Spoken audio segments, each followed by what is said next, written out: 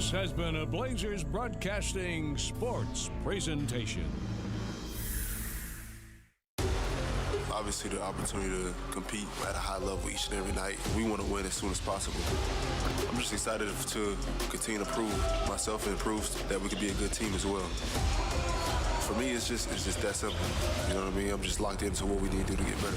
Gets himself back into the lane and takes it right down. And Anthony turns it into a triple.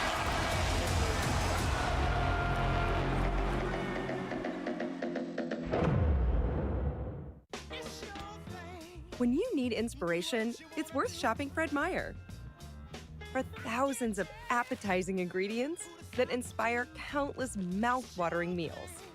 And low prices that add up to big savings, like over $600 in digital coupons each week, and up to $1 off per gallon at the pump. So you can get big flavors and big savings. Fred Meyer, fresh for everyone. Wait, I've been in first class before, but Alaska Airlines first class? There's way more space. Like I can reach for my stuff without knocking my head on the seat in front of me. And I can scooch by this guy to get out without touching him at all. I wonder what else I could do. No. Self-control.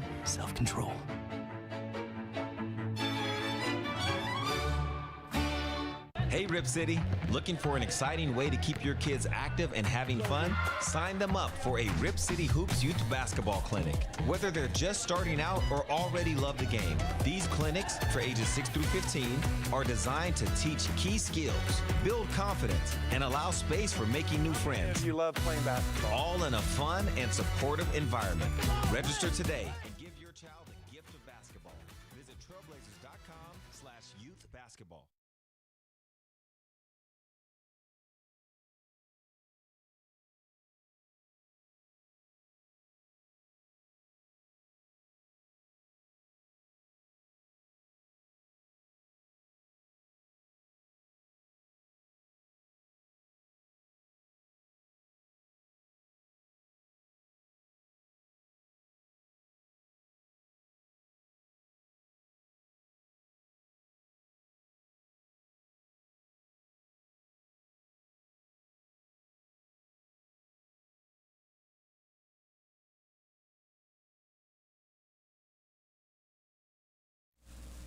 Legendary football coach Jim Mora said when he was on the Indianapolis Colts, playoffs? You want to talk about playoffs?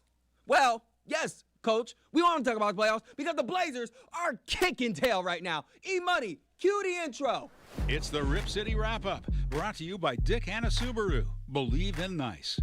Here are your hosts, Tyree Smith, Danny Marang, and Joe Simons. Dan Marang is en route from the Motor Center after the Blazers' fiery win over the Minnesota Timberwolves. Emirates NBA Cup, Game 1, group stage, 122-108 victory over the Minnesota Timberwolves. How about that? How about them Blazers, baby? I did that because you're a Cowboys fan. How about them Cowboys? How about them Blazers? How about them Blazers, Joe? Danny will be here. We have a lot to get to tonight.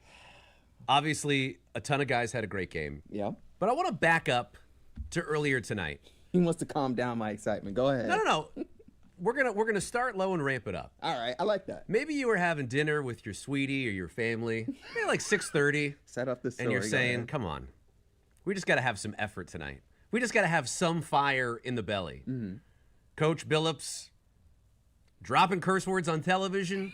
A lot. People mad in the locker room. Mm-hmm. What is going to happen tonight? Are we even going to see effort out of this team?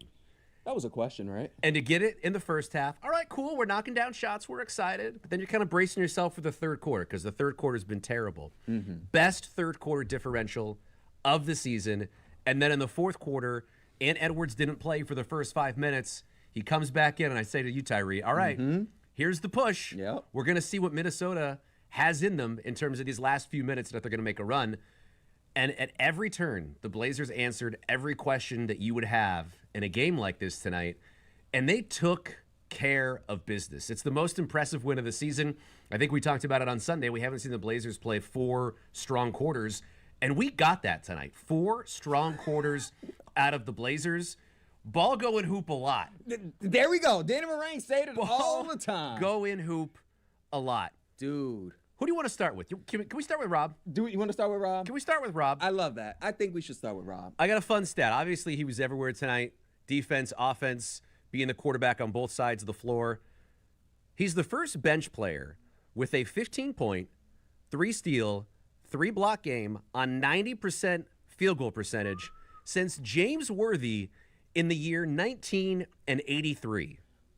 What were you doing in 1983? I was -2 in 1983. I was not on this earth. James Worthy was looking great for the Lakers, but Rob Williams was absolutely everywhere tonight, and it was infectious. And it wasn't just, hey, Rob had a good night. Hey, Scoot did this. Hey, Denny did this. Everyone contributed to this win. D.A. didn't play.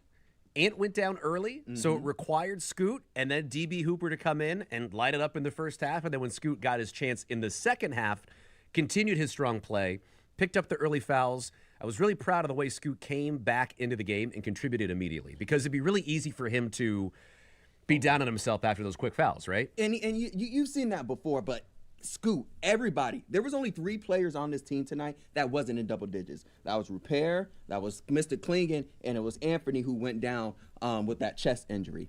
Everybody contributed. Everybody else was in double figures. The lowest was about 12, I believe, that was in double figures. I'm kind of mistaken on my stats real quick. But that just showed you that the energy from every player, when you talked about what they were going to be coming into this game, was there, and you saw it from the jump. You saw it with Delano's firing the 3, from Rob Williams' energy to Danny Marang. Speaking of energy, come inside.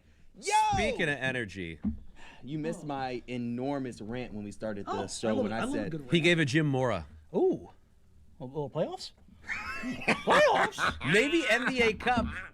Come on, We're gonna deep dive into the NBA Cup and what this win means and the different machinations and why the point differential matters. But Hike and Gunnarsson and I were joking about like this meaning. It just means more. It was SEC football tonight. It was there was a certain juice to it, but Robert Williams in the post game was like, "Look, yeah, he didn't want to downplay it, but like this could have been any game, and they would have brought this juice because their backs are up against the wall." And you know, we didn't talk about the meeting that happened at practice, the Festivus for the rest of us, as it were, an airing of grievances. I talked to a couple of players about it. It wasn't a like a knockdown, drag out, bleep you situation. It was, Chauncey even said it. Like, that's not the personality of this team. It's a bunch of chill guys out there. So that's why Denny is kind of an antidote to that. We'll get to him in a little bit. Yes. And, you know, I talked to Rob pregame, and man, that guy's joy is just truly unbelievable. I've mentioned this before, like just because I've been through similar, you know, medical stuff, and just Rob's been really open and honest about his process, his recovery, and the mental part of it. And I was talking to him like, "Hey, man, how you feeling? You know, you look like you look like you were comfortable coming down on that one leg multiple times in Minnesota, and it just looked like you had it." And he's like, "Man, thank you for." He's like, "That's all." Like that mentally, it's all I wanted. Yeah, it's not in the back you. of his head if I plant here, something goofy's going to happen. It's I'm comfortable in a basketball court. Or pain, Yeah, and he was like, "It's such a big deal," and he like, you could tell he's just. I'm like, "How happy were you to be back out there?" He was like, "Man, you have no idea." I'm like, "No, I kind of understand, man. Like when you come back from that and being gone for so long," and he goes, "You know, right?" He goes, "It's right. You do know, like kind of like what it does to you and the trust and."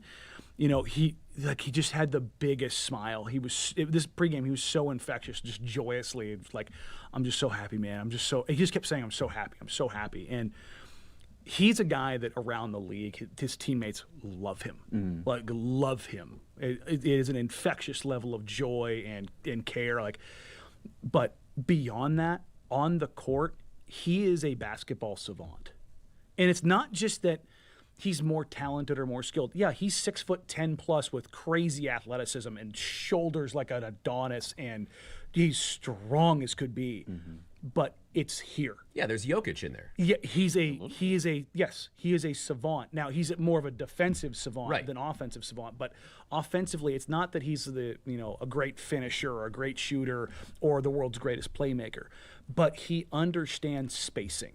Not only how to be in it, but also how to not occupy space, the negative space, and to create little pockets. And he just subtly moves from side to side, keeping the ball moving from side to side. A few backdoors tonight that were pretty fancy. I mean, he knows when to cut and how to cut. And just even tonight, he's like, look, the cuts are a little bit different playing at the 4 if I'm playing alongside DC. But when he catches the ball in the middle of the floor or he's running a DHO, he knows how to chip a guy with the screen and then pull the ball back in sometimes because, hey, the trail's not there. The little stuff. I'm going to pull it back and look over the top. And he just has an insanely innate feel for everything. Oh, and by the way, again, he's 6'10" and jumps out of the bleeping gym. Like the one that stood out to me was the first lob. And Denny runs down court, running back through traffic and picks up the foul. And Rob kind of like grabs him like, throw the bleeping ball. Like, and it wasn't like a negative. It was like, come on, dog. Like, I'll go get it. Encouraging. Yeah. And he's like, not I got condescending. No, it's a very different energy. And you can see Denny like, I got you. The literal next possession, Denny doesn't even drive. You just see Rob going. He's bloop, right over the top. And Rob caught that thing and just rained down hell.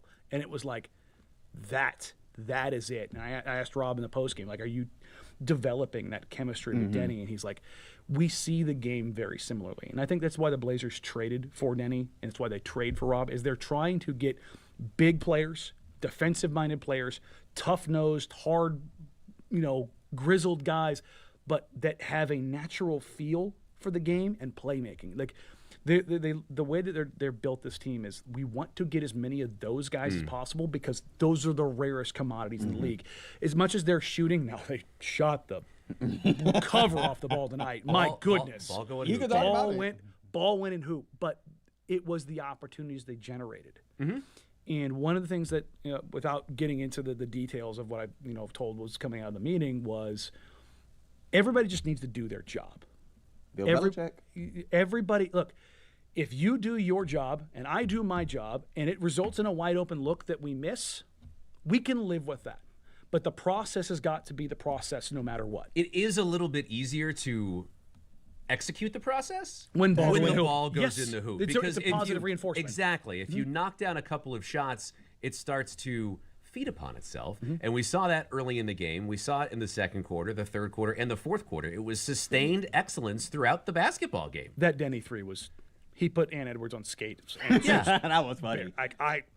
That play and the scoot finish at the buzzer on the shot clock, the reverse where it doesn't hit anything, it just drops in the net, and they had the cool overhead shot where you can see Rob's reaction in slow motion. Look, shout out to Blazers fans tonight. It's the loudest the building's been all year. Yeah, I mean, they gave the team a standing ovation on the multiple offensive rebound effort there in the fourth quarter that basically said, this is done. Because Minnesota did apply a little bit of pressure, like, you knocked down those 2 threes to get to 13. Ant comes back in the game. It's like, uh-oh.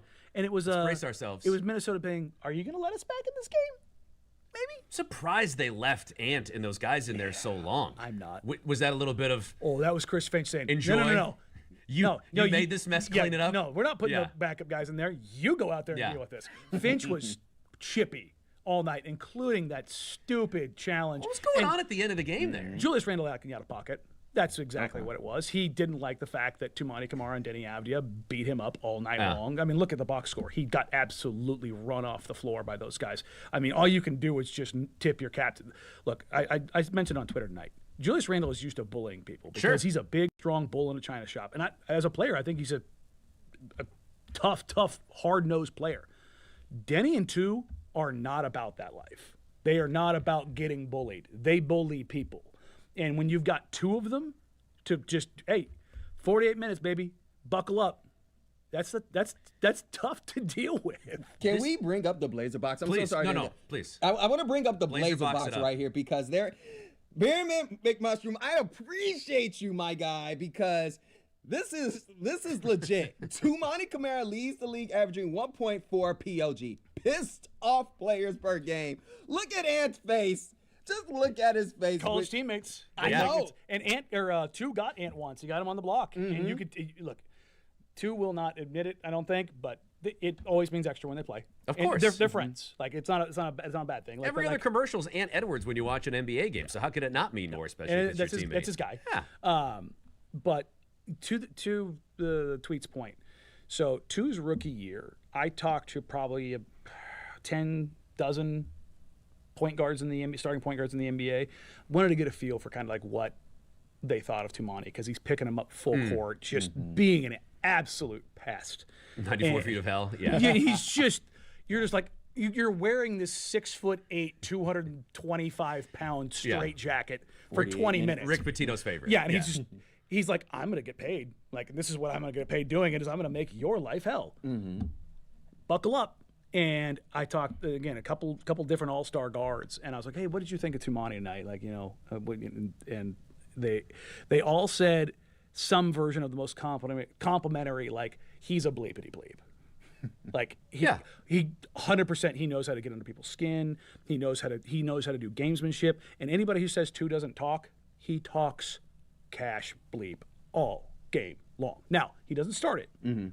But if you start chirping at him, he'll come back at you. He'll keep going and going and going. 38 minutes tonight. To do that up and down the floor for 38 minutes. He's a Terminator. Guy's incredible. He's a Terminator. And the thing is, he's getting smarter too. He took 2 charges tonight. Probably should have gotten a third. Yeah. He got run over, and I think that was the ref was like, dog, you can't take 3 charges in a game, kind of a deal, right?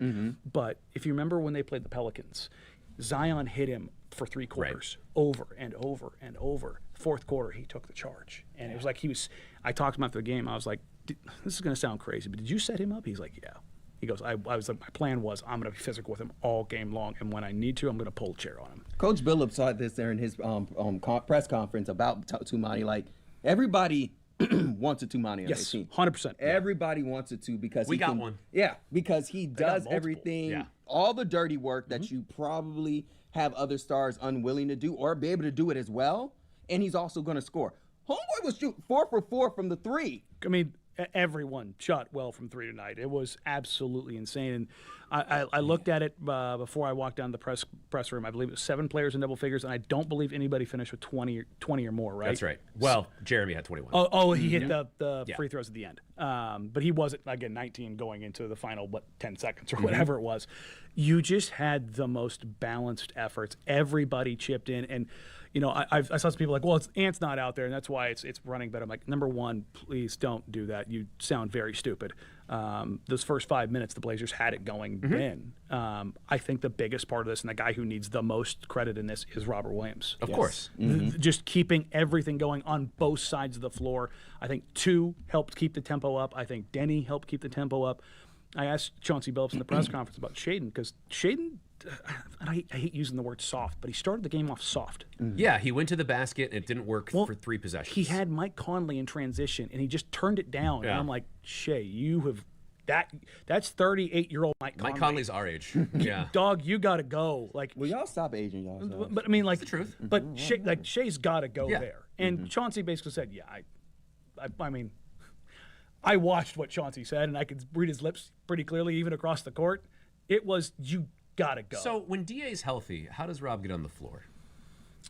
To be blunt, it eats into DC's minutes. Right. And this is what I said kind of coming into this season. And is it more of Rob at the 4, DC at the 5, just to get him on the floor a little bit? You could tell when the question was asked. I don't know if you asked it or someone else, but you could tell he was kind of like, I'm trying my best out there. Yeah, I mean, and some people will say, well, he kind of played the 4 with Al Horford, but it really wasn't that, because offensively Al played the 4 because he would space to the corner. Hitting those baseline jumpers, hitting threes. And Rob would play in the middle, where he works as a facilitator and as a roller. And I think one of the things is, and when DA comes back, and I think this is will be evident in the tape, is that DA, and I think I want to give DA credit, because we've talked about this a little bit, he's visibly trying to change how he's playing. He's trying to roll harder. He's trying to space to the corner. He's trying not to live in the mid-range, play around the rim.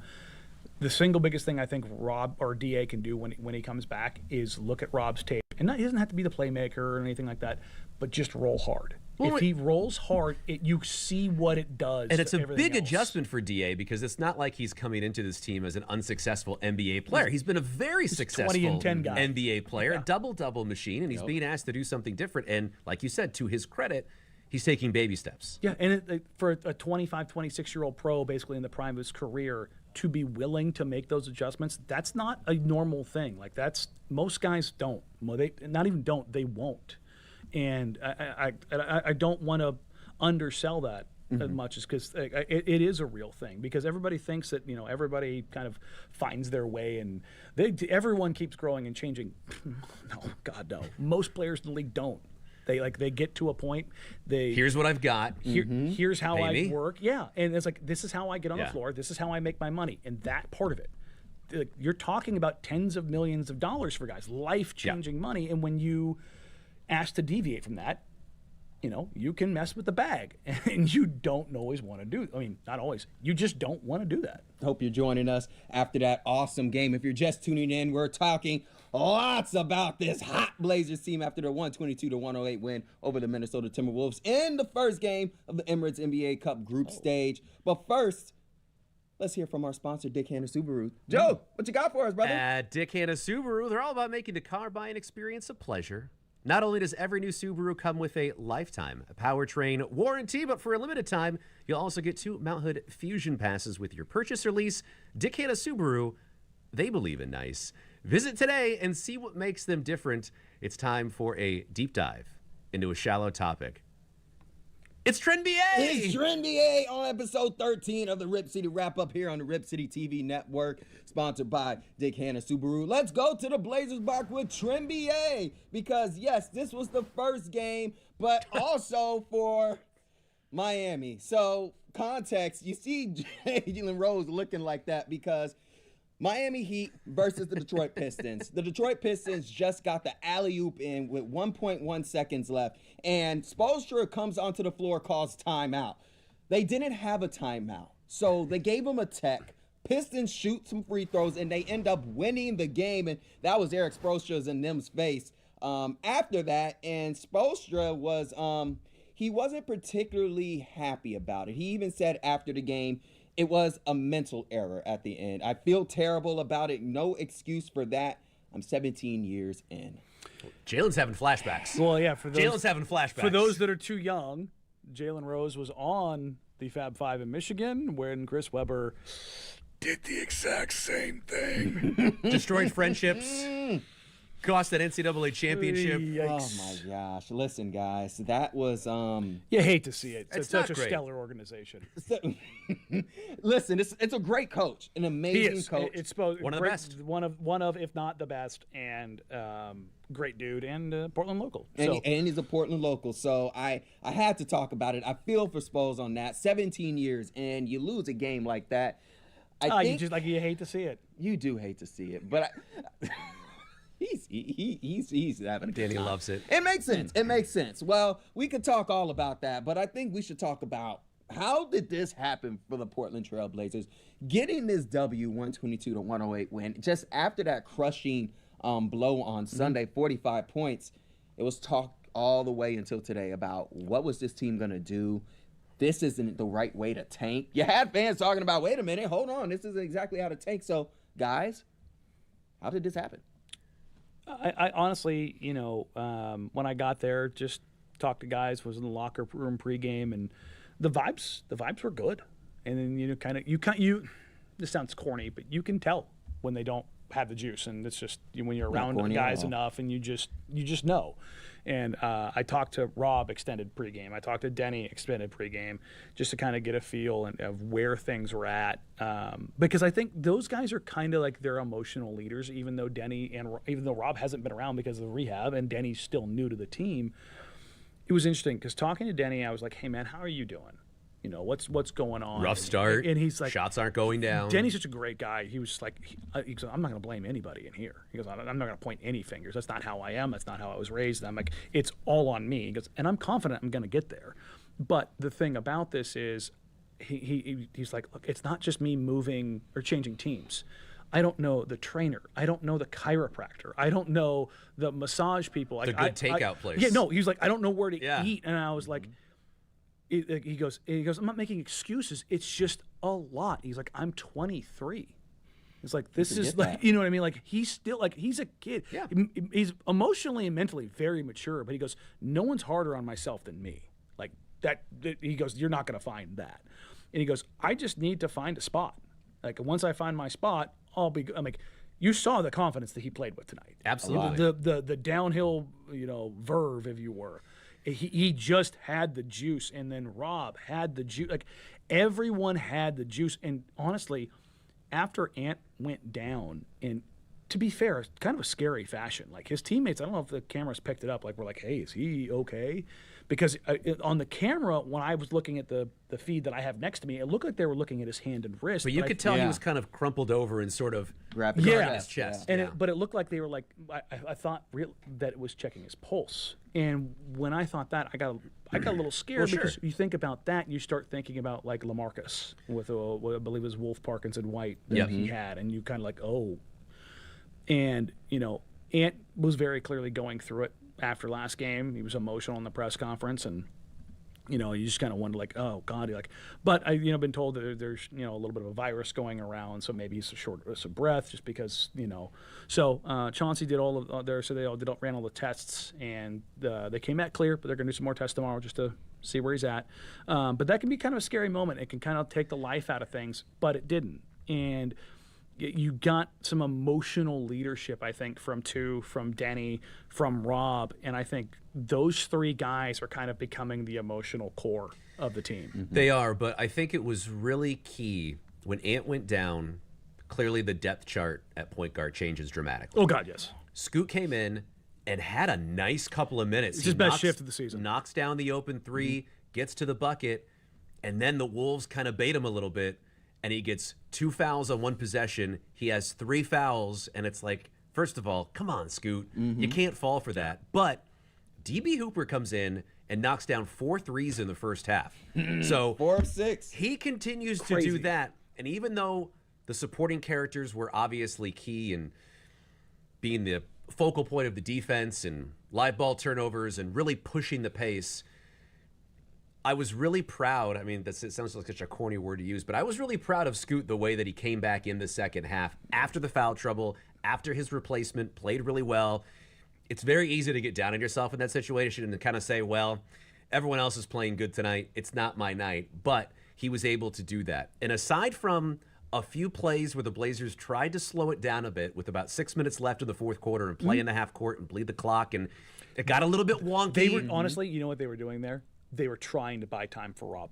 Is that what they were doing? Donovan's gassed. Okay. I don't know if you could tell. If you could see. I mean, dude, I was telling Tyree about 3 minutes into the game, they were flying up and down, and DC and Rudy are just kind of like, oh, we're going to keep running like this the whole time? I said he looked good, and he was just like, Tyree, just look a tad bit closer, and I peeked. Yeah. I was like, look, oh. Those last 5-6 possessions that Donovan was on the floor, he was trailing the play on offense. That makes more sense because it seemed like a strange move to ISO Scoot in a situation where they were flying so effectively. Let's take some clock. That makes We've got more enough sense. points. We got it Right. because we can't play Rob 30-plus minutes. Right.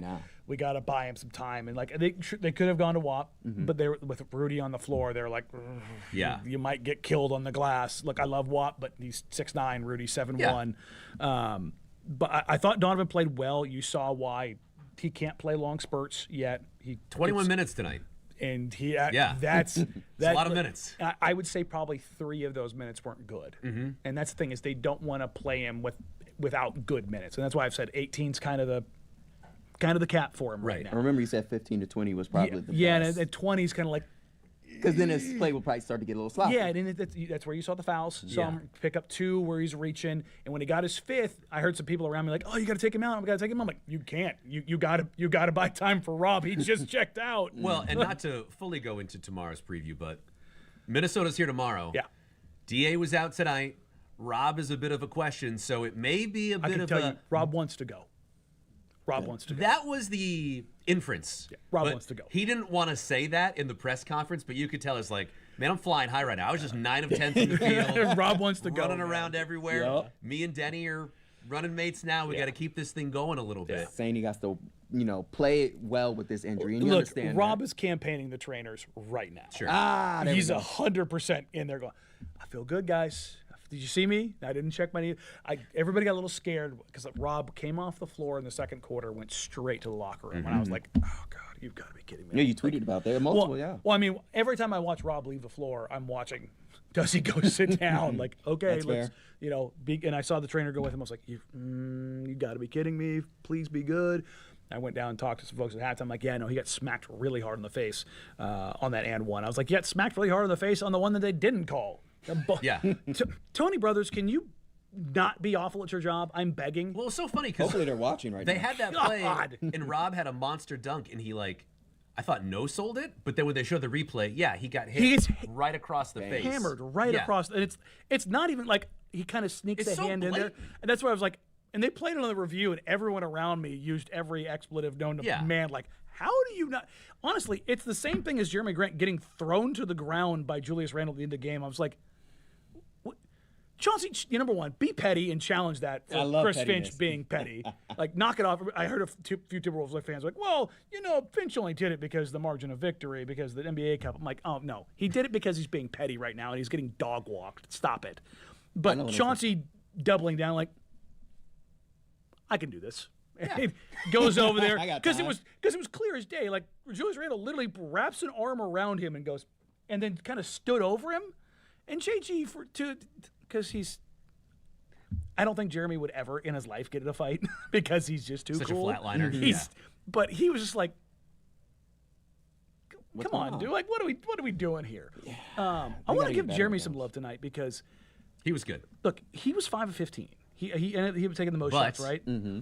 The playmaking. He kept the ball moving. 8 times. And look, towards the end of the game, they went to him down the stretch to kind of collapse the defense in. I want to give Chauncey Billups and the coaching staff credit tonight, not just for the motivation factor. The game plan was very clear. They mismatch hunted all night long.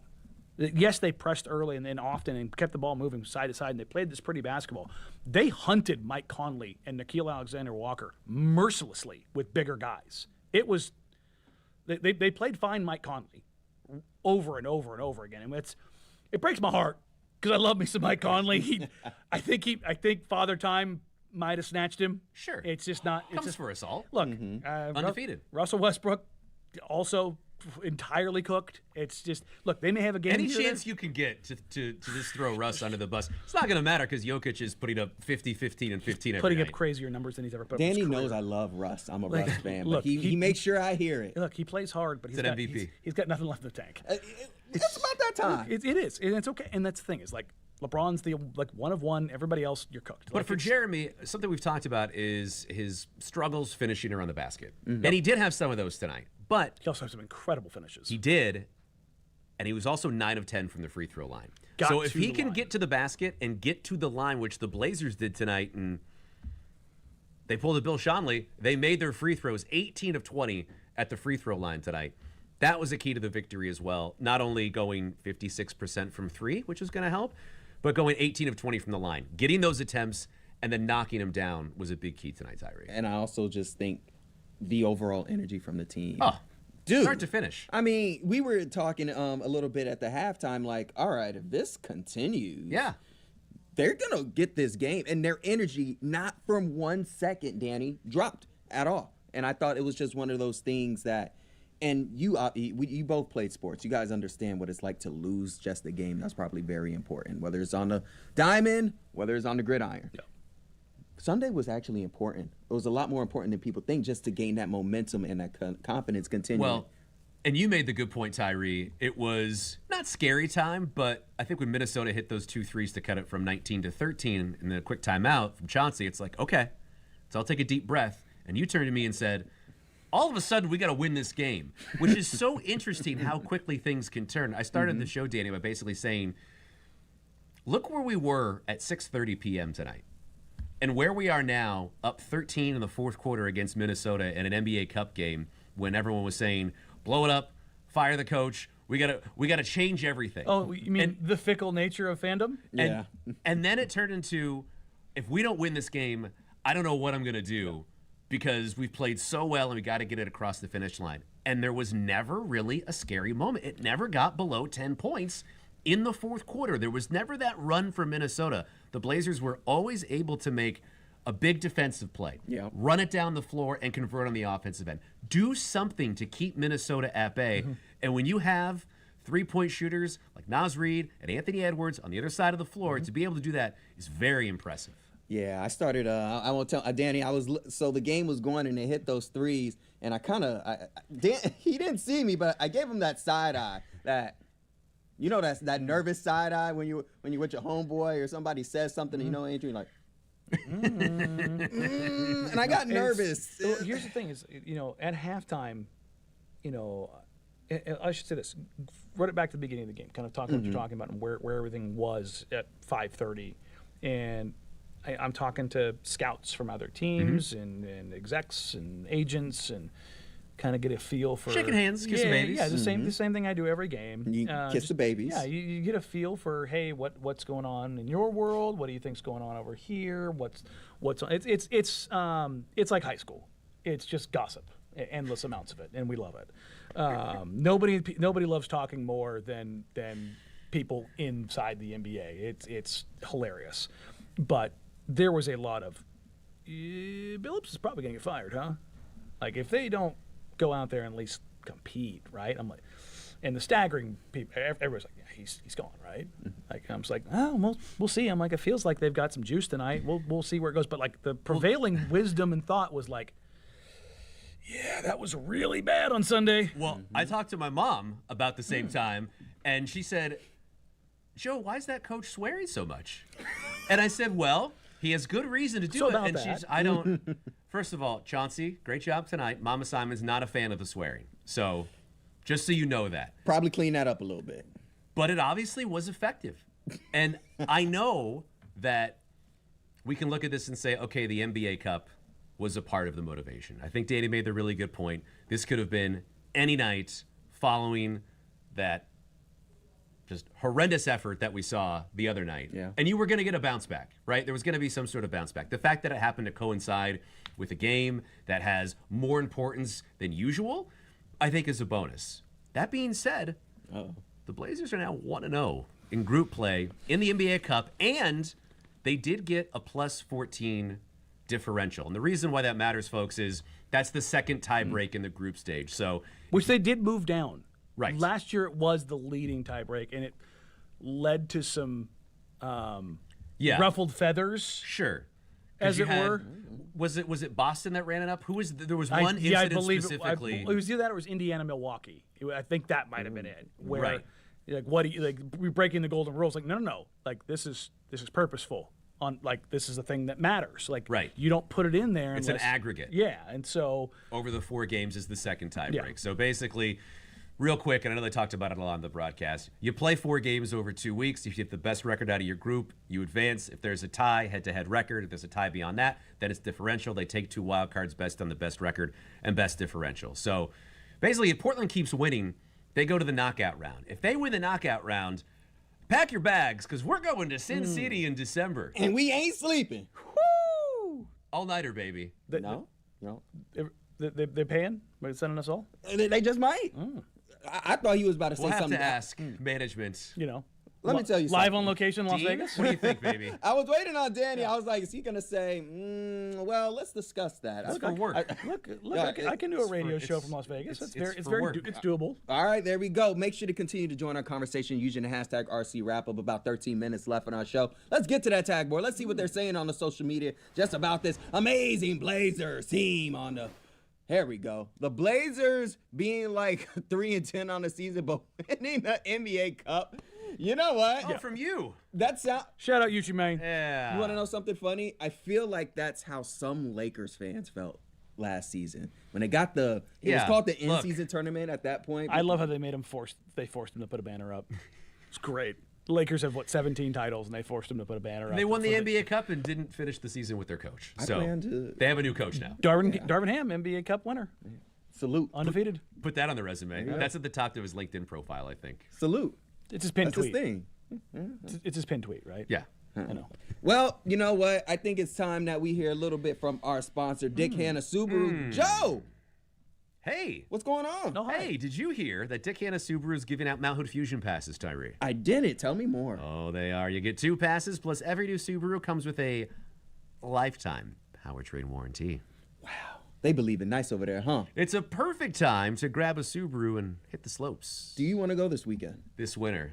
I'm busy this weekend, but you can get there in your brand new Subaru from Dick Hanna Subaru. Believe it nice. Why you can't go this weekend? I got stuff to do, buddy. Oh, all right. The nephew and niece are sleeping over. We're gonna watch a movie In the back of a Subaru. That's a good one. Well, I want to go to Trimba because this was just a cool, fun moment that we saw this evening from, well, yeah, there we go. Let's talk about it, my friends. Klay Thompson returned to the Bay Area tonight as a member of the Dallas Mavericks. It was a nice moment. It was a nice moment to see him returning when he was the Dallas Mavericks. They ended up losing that game against the Golden State off of his splash brother Steph Curry's dagger, but I think that was just the nice thing that they did. He was a big part of those four championships. He helped bring that team out of the gutter. Nobody wants to acknowledge, like, it's kind of funny with both the Warriors and the Patriots. The fans of those teams, like they like to pretend that they've been great forever. It's like, no. Your organizations were some of the worst that existed in sports. New money does that. Money. The Patriots were the worst football team in the NFL by a staggering margin for, 40 years? And the Warriors were horrendous Yeah, it was for 25 years. It was Rick Barry, Tim Hardaway, Donnie Nelson. Look, had some fun. And Steph little Curry. Run DMC. It was great. But, but that Steph and Clay and Dre, they brought them out of the dark ages, man. Like he's a massive part of the legacy of that franchise. Did you guys see what they gave away to the fans? I did not see that. What did they give If away? you look close in the video, Was you'll that see- real? Oh, the captain's hats? Okay, Oh, yeah. okay. Yeah, no, I saw- you can see them. I saw a fake tweet. No, the Yeah. hats. I do Yeah. see him. I If you do look- see him. If you look in the background there, you'll see that they're wearing. All the fans have Clay's little captain hat because you remember he drove his boat, through the bay from his place to the arena. It was a nice little note, and they had like a big art exhibit that rotated on some signs out front. Yeah. Like, look, I saw somebody retweet, I think, some version of this with. This is what Paul George thought he was going to get from the Clippers. And I was like, as Draymond Green said, they don't love you like that. Well, he didn't bring him anything. Just a quick thought on Clay. He's a Coug. Go Cougs. Cougs are 18th in the college football playoff. Let's go. Let's go. Look, man, you brought a great Coug up. All right. There's a hook. You know what? That's Let's fair. go. There we go. 18. Throw the Cougs a bone. Oh, that makes you dance, but you don't want to do the slopes. No, I dance when I want to dance, Tyree. When the music moves You me. dance when you're told to. All right. Well, you know what? I'm happy that these players. It's so funny to seeing all these different players on these teams. I mean, I don't like it. It's weird. It's very weird. I Right? like the Dirks of the world. right. Steph. Stays. Well, they're lucky they're good enough right now. I feel like There was definitely enough rumbling. They are good right now. What I'm saying, there was As long as Buddy keeps making threes, everything's going to be okay in the Bay Area. they've got a good little team, and They do. they're beating the allegations. Listen, you're so condescending. Hey, you got a nice little team down there in San Francisco. They do. They have a good little team.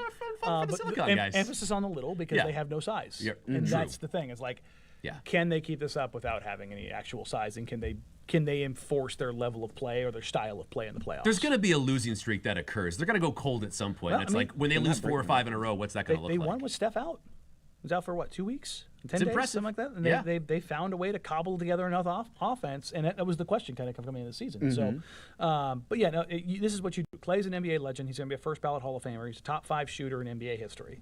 This is how you treat a legend. How did Atlanta beat Boston?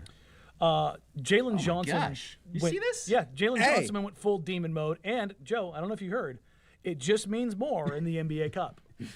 Pistons, Hawks, Blazers, all winners.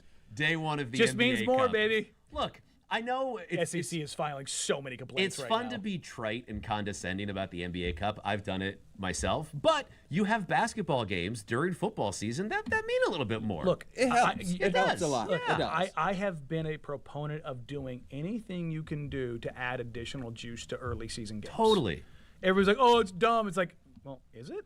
Like, I don't Listen care. to that crowd tonight. I don't care if that the stakes crowd are made It was up. very loud. cared. Right? Like, also, the floor, hands down, it's the Gorgeous. best looking tournament floor. The closer you got to it, the better it The- looked. the- I said that. Yeah, no, Yeah. like, also, thank God they got rid of that red because last year's court Yeah. was physically painful to look at.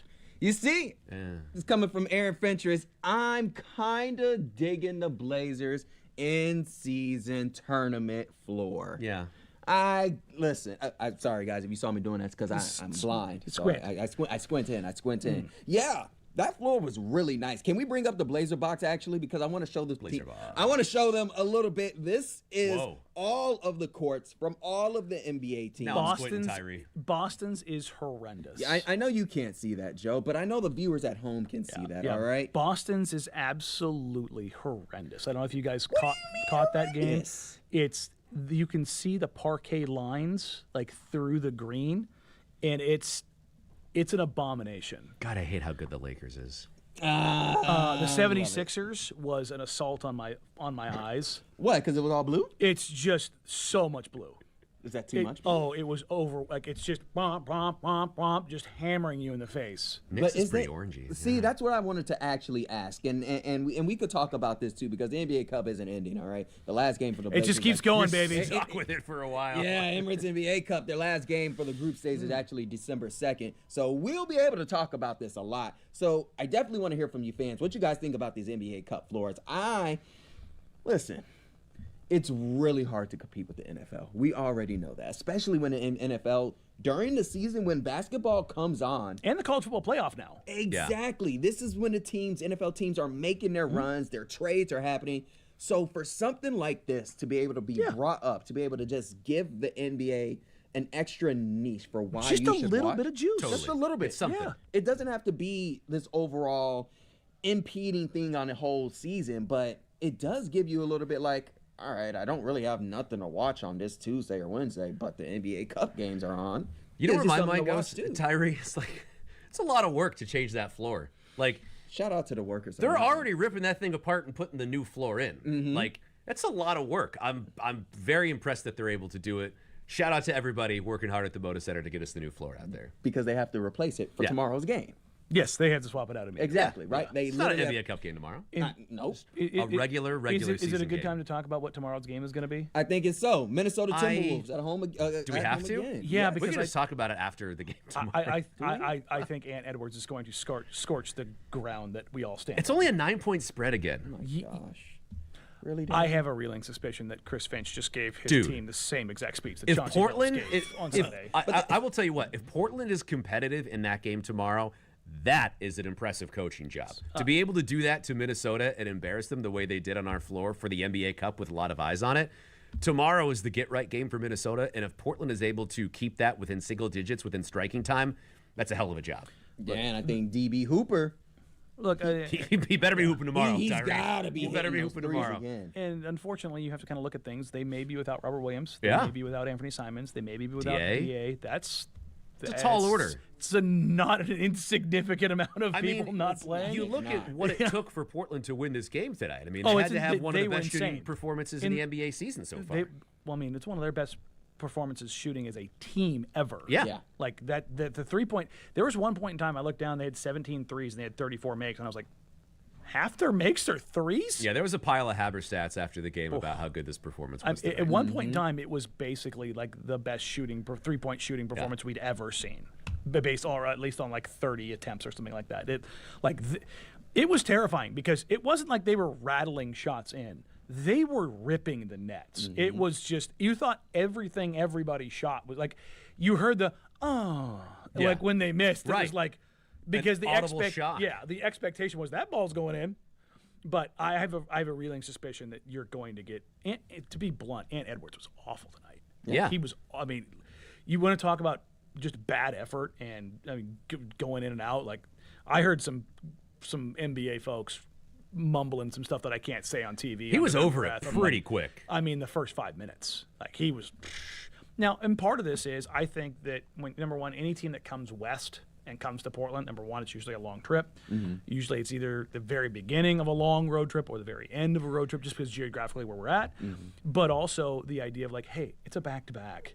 And also who we're playing. Yes. We think we can sleepwalk through this and run them out of the gym. And the interesting thing about these home-and-home baseball series games, it doesn't really matter where teams are in standings. Remember last year they went on that second road trip and they went down to Phoenix and they blasted Phoenix, super shorthanded, and then the next night they just got absolutely steamrolled. So I would be shocked if Minnesota didn't win tomorrow night, but I think with this performance and this kind of thing from Chauncey Billups, and barring a meltdown of Memphian proportions, I think that things are kind of safe for Chauncey Billups and the staff kind of for at least a little while.